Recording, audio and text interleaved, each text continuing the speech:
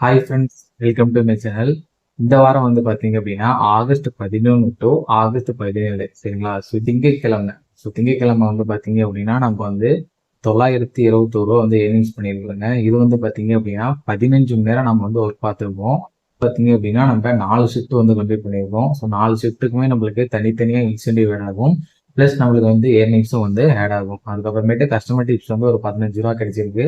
So டோட்டலாக வந்து பார்த்தீங்க அப்படின்னா ஒரு 921 எர்னிங்ஸ் வந்துருக்கு சரிங்களா. அடுத்தது இதில் வந்து பார்த்தீங்க அப்படின்னா செலவு வந்து பார்த்தீங்க அப்படின்னா பெட்ரோல் வந்து என் வண்டிக்கு 210 ரூபா வந்து போட்டிருக்கேன். ஏன்னா நான் வந்து பஜாஜ் பிளாட்டினம் பைக் வச்சிருக்கேன்.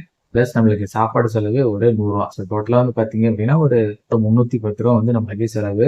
ஒரு அப்படி இப்படின்னு கணக்கு வச்சுக்கிட்டா கூட 920 ரூபாயில ஒரு 320 ரூபானே வச்சுக்கோங்க. ஸோ 320 ரூபா கழிச்சிட்டிங்க அப்படின்னா நம்மளுக்கு வந்து பார்த்தீங்க அப்படின்னா ஒரு 600 கைக்கு நிக்குது சரிங்களா. ஸோ ஏன்னா இது வந்து ஒருத்தர் வந்து கமெண்ட்ல கேட்டுட்டே இருந்தாரு, எவ்வளோ ஏர்னிங்ஸ் எல்லாம் சொல்றீங்க, ஆனா எவ்வளவு செலவாச்சு அதெல்லாம் சொல்லுங்க அப்படின்னு சொல்லியிருந்தாங்க. இதாங்க நம்மளுக்கு வந்து செலவு சரிங்களா. ஸோ 920 சம்பாதிச்சோம்.